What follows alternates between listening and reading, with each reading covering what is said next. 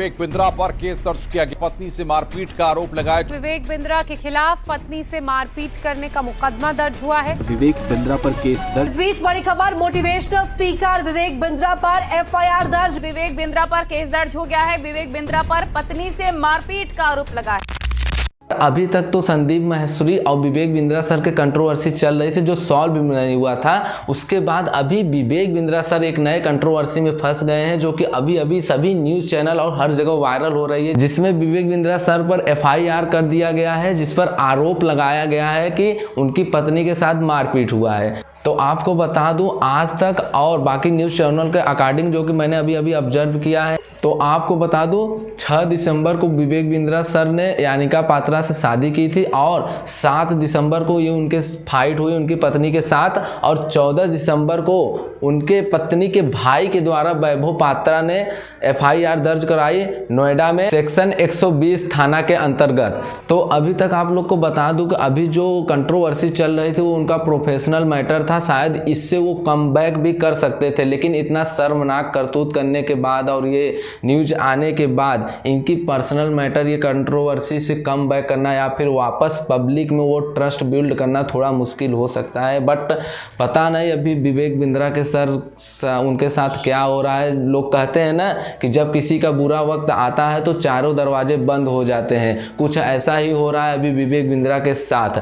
बाकी देखते हैं कि आगे क्या होगा क्या नहीं होगा, और ये न्यूज पक्का सच में पूरा सही भी है कि नहीं, इस पर कन्फर्म करने के लिए अभी विवेक बिंद्रा सर के रिप्लाई की हमें वेट करना पड़ेगा, और विवेक बिंद्रा सर क्या रिप्लाई करते हैं उसको देखने के बाद ही कुछ डिसीजन लिया जा सकता है वाकई में क्या बात है क्या रीजन थी। और एक बात आपको और बता दूं, ये कंट्रोवर्सी से बिल्कुल हट के ये मैटर है, क्योंकि ये जो फाइट हुई थी वो 7 दिसंबर को हुई थी और कंट्रोवर्सी आपका स्टार्ट हुआ था 11 दिसंबर से माहेश्वरी सर के साथ, और जो कि माहेश्वरी सर ने अपने चैनल पर वीडियो बनाया था।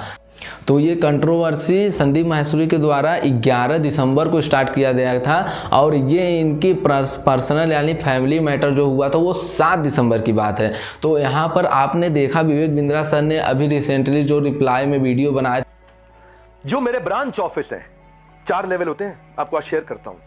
स्कैम का मीनिंग क्या है मैं समझाता हूँ। स्कैम का मीनिंग होता है जब सब झूठ हो, चोरी हो।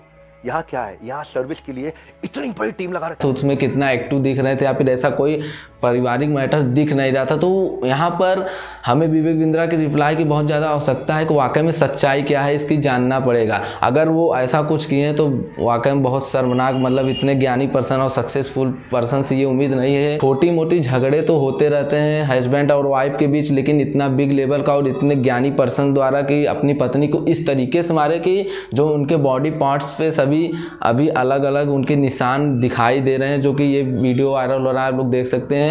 और उनके यहाँ तक सुनने में आ रहा है कि कान के में दिक्कत हो गई, जो कि सुनने में भी उनको प्रॉब्लम हो रही है। इस तरीके से उनके साथ पिटाई की गई है। तो वाकई में अगर इस समय सच बात है तो ये जो विवेक बिंद्रा सर ने ट्रेंड करवा रहे थे #स्टॉप विवेक बिंद्रा, ये तो उनके कंट्रोवर्सी से रिलेटेड थी। बट ये सुनने के बाद वाकई में लग रहा है कि बोलना पड़ेगा please #stop Vivek Bindra please. Storybox Audio।